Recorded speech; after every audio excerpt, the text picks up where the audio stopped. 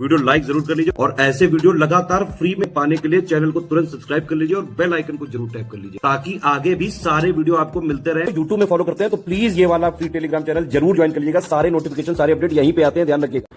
नमस्कार दोस्तों, स्वागत है आप सभी का ऑनलाइन एग्जाम प्रिपरेशन पर which is the part of study for civil services. दोस्तों आज के वीडियो में मोस्ट इंपॉर्टेंट टॉपिक जो कि यूपीपीएससी के लिए देख रहे हैं उसका नेक्स्ट पार्ट है और यहाँ पर हम कुछ इंपॉर्टेंट टॉपिक को कवर करेंगे। तो चलिए स्टार्ट करते हैं।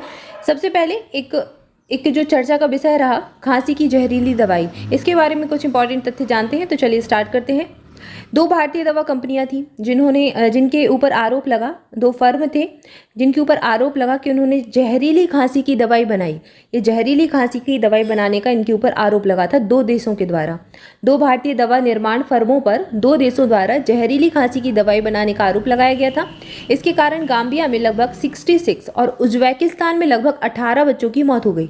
तो ये फिर चर्चा में आया विषय। गाम्बिया मामले की विश्व स्वास्थ्य संगठन यानी कि WHO, जब उज्बेकिस्तान मामले की पुष्टि उज्बेक स्वास्थ्य मंत्रालय के द्वारा की गई। तो जो गाम्बिया का मामला था इसकी पुष्टि की विश्व स्वास्थ्य संगठन WHO ने, और जो उज्बेकिस्तान का मामला था वहाँ के स्वास्थ्य मंत्रालय के द्वारा इसकी पुष्टि की गई कि ये जो मौतें हुई हैं बच्चों की, ये जहरीली दवाई की वजह से ही हुई है जो इन फर्मों के द्वारा बनाई गई थी।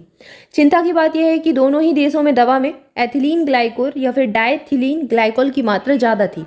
एथिलीन ग्लाइकोल गुर्दे को खराब करता है, ठीक है, गुर्दे के खराब करने का कारण बनता है। तो यहाँ से आपसे प्रश्न पूछा जा सकता है कि एथिलीन ग्लाइकोल से क्या हो सकता है या फिर इसके क्या दुरुपयोग होते हैं या फिर इससे क्या हानि होती है शरीर को। तो यह गुर्दे को खराब कर देता है।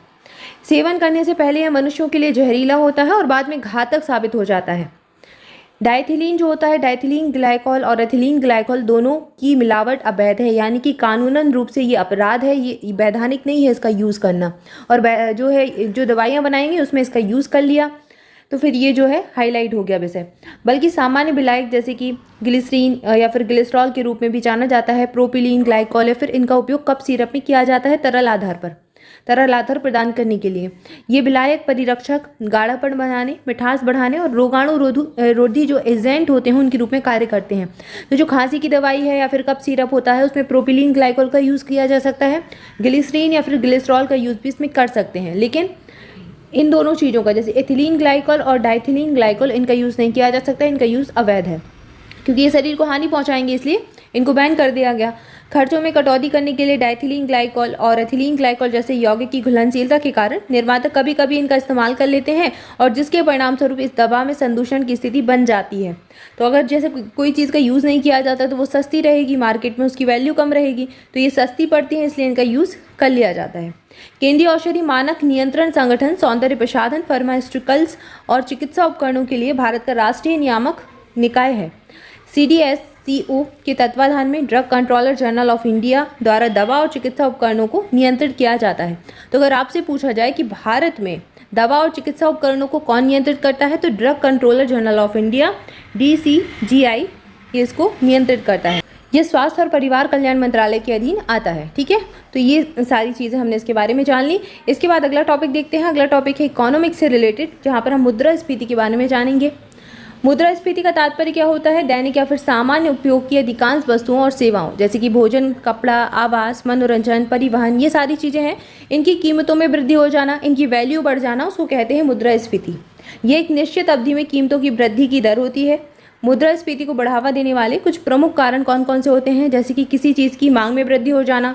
जब कोई चीज़ की मांग ज़्यादा बढ़ेगी, जैसे कि कोई कपड़ा मार्केट में आया, कोई भोजन मार्केट में आया, कोई फ्रूट मार्केट में आया, उसकी एकदम से मांग बढ़ गई, ठीक है। जैसे सर्दियों के समय में जैसे मटर आई, उसकी एकदम से मांग बढ़ जाती है, ठीक है। नई मटर आती है तो उसकी मांग बढ़ जाती है, तो वहाँ पर क्या है, मांग में वृद्धि हो गई उसकी।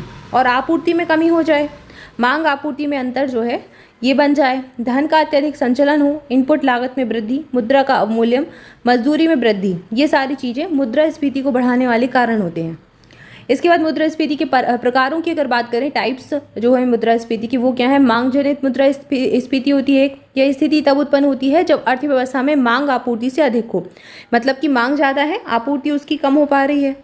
और लागत जनित मुद्रास्फीति होती है। यह स्थिति तब उत्पन्न होती है जब मजदूरी में वृद्धि हो जाए, उच्च परिवहन मूल्य हो जाए, कच्चे माल की अनुपलब्धता हो, जैसे उत्पादन के दृष्टिकोण से महत्वपूर्ण लागतों में वृद्धि के कारण वस्तुओं की कीमत बढ़ जाए।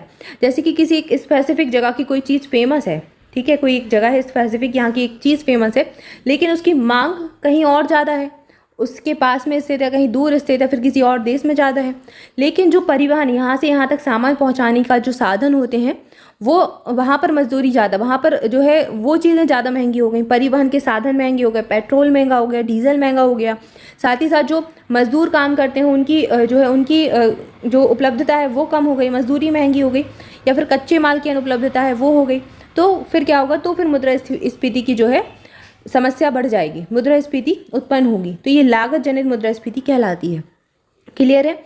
इसके बाद अगला तथ्य दिया गया है, मुद्रास्फीति में मुद्रा संस्फीति के दौरान किसी अर्थव्यवस्था में संकुचन के बाद वृद्धि होती है, कीमतों में वृद्धि हो जाती है। मंदी की स्थिति को नियंत्रित करने के उद्देश्य से जो मुद्रास्फीति जानबूझकर उत्पन्न की जाती है उसे मुद्रा संस्फीति कहा जाता है। तो जब मंदी होती है, मार्केट डाउन होता है, तो उस समय उसको नियंत्रित करने के लिए, उस सिचुएशन को नियंत्रित करने के लिए जो मुद्रास्फीति उत्पन्न की जाती है जानबूझकर, उसको क्या कहते हैं, मुद्रा संस्फीति कहा जाता है।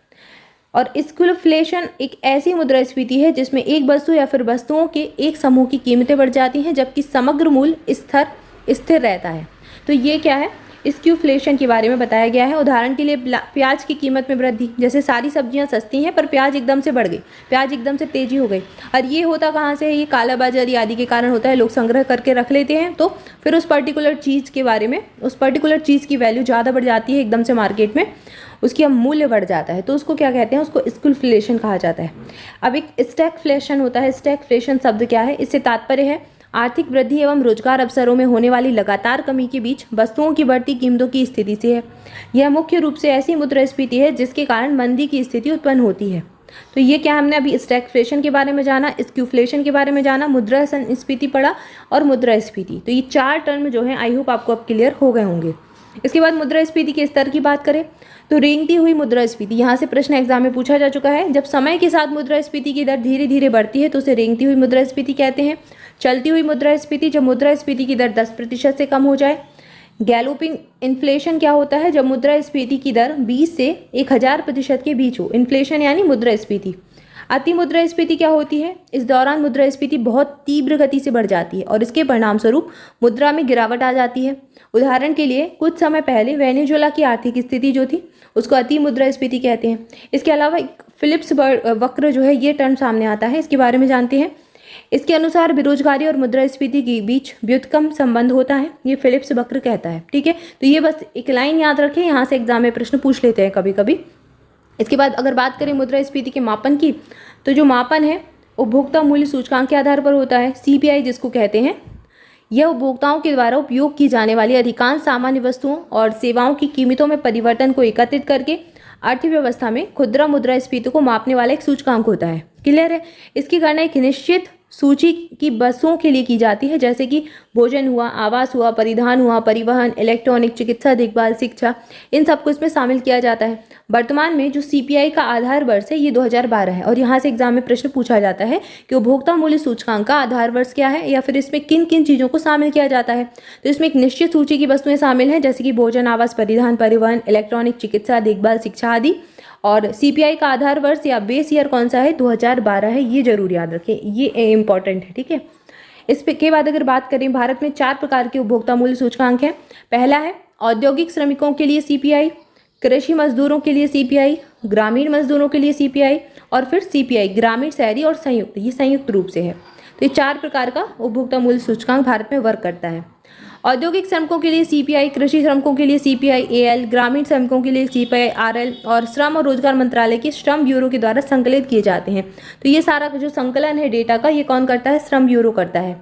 CPI ग्रामीण, शहरी और संयुक्त सांख्यिकी और कार्यक्रम कार्यान्वयन मंत्रालय के अंतर्गत स्थापित राष्ट्रीय सांख्यिकी कार्यालय जो NSO होता है उसके द्वारा संकलित किए जाते हैं। तो ये जो ऊपर के 3 है ये श्रम ब्यूरो इकट्ठे करता है और जो लास्ट वाला है ये कौन करता है, ये NSO के द्वारा संकलित किए जाते हैं। इसके बाद अगर बात करें थोक जो मूल्य सूचकांक है वो, यहाँ से भी एग्जाम में प्रश्न पूछा जाता है, इसका आधार वर्ष एग्जाम में पूछा जा चुका है। इसके माध्यम से थोक स्तर पर वस्तुओं की कीमतों और औसत परिवर्तन को मापा जाता है। इसका आधार वर्ष 2011-12 है जो अप्रैल 2017 से प्रभावी है। यह भारत में सबसे व्यापक रूप से इस्तेमाल किया जाने वाला मुद्रास्फीति संकेतक है। सबसे ज़्यादा भारत में जो इस्तेमाल किया जाता है वो कौन सा है, थोक मूल्य सूचकांक। और ये दोनों ही प्रश्न एग्जाम में पूछे जा चुके हैं, सबसे ज़्यादा इस्तेमाल किया जाने वाला संकेतक और इसका बेस ईयर। क्लियर है? तो ये दोनों चीज़ याद रखें। इस सूचकांक से संबंधित प्रमुख नुकसान यह है कि जन सामान्य के बीच अधिकांश उत्पादों को थोक मूल्य पर खरीदने का प्रचलन ही नहीं है। इसलिए अधिकांशतः क्या है, खुदरा मूल्य पे चीज़ें खरीदी जाती हैं, थोक मूल्य पे खरीदते नहीं है, तो इसकी गणना ज़्यादा अच्छे से हो नहीं पाती। लेकिन सबसे ज़्यादा प्रचलन इसी का है। अगर अब बात करें मुद्रास्फीति के सकारात्मक प्रभाव की और मुद्रास्फीति के नकारात्मक प्रभाव की, तो ये भी सामने आते हैं। कुछ हर कोई चीज़ होती है, उसके कुछ पॉजिटिव साइड्स होते हैं, कुछ नेगेटिव साइड्स होते हैं। तो सकारात्मक और नकारात्मक प्रभाव के बारे में जानेंगे हम। इसके अलावा इससे संबंधित कुछ और तथ्य और एमसीक्यू देखेंगे अगली वीडियो में। तब तक के लिए आप सभी चैनल के साथ जुड़े रहें, चैनल को सब्सक्राइब जरूर कर दें, वीडियो को लाइक जरूर कर दें। इसके अलावा अगर आप ऑनलाइन एग्जाम प्रिपरेशन का टेलीग्राम ग्रुप ज्वाइन करना चाहते हैं तो उसकी लिंक डिस्क्रिप्शन में ऐड कर दी गई है, तो वहाँ से जाकर ज्वाइन कर सकते हैं। और अगर आप 60 डेज का क्रैश कोर्स लेना चाहते हैं स्टडी फॉर सिविल सर्विसेज का यूपीपीएससी प्रीलिम्स के लिए, यूपीपीएससी 2023 प्रीलिम्स के लिए, तो ये ले सकते हैं। चालू हो चुका है 4 मार्च से ऑलरेडी। और इस पर जो है इसको ज्वाइन करने के लिए नंबर्स पर कॉल करके इन्फॉर्मेशन ले सकते हैं या फिर डिस्क्रिप्शन में दी गई डिटेल को फॉलो कर सकते हैं। Thank you for watching this video. मिलेंगे नेक्स्ट वीडियो में। Thank you so much.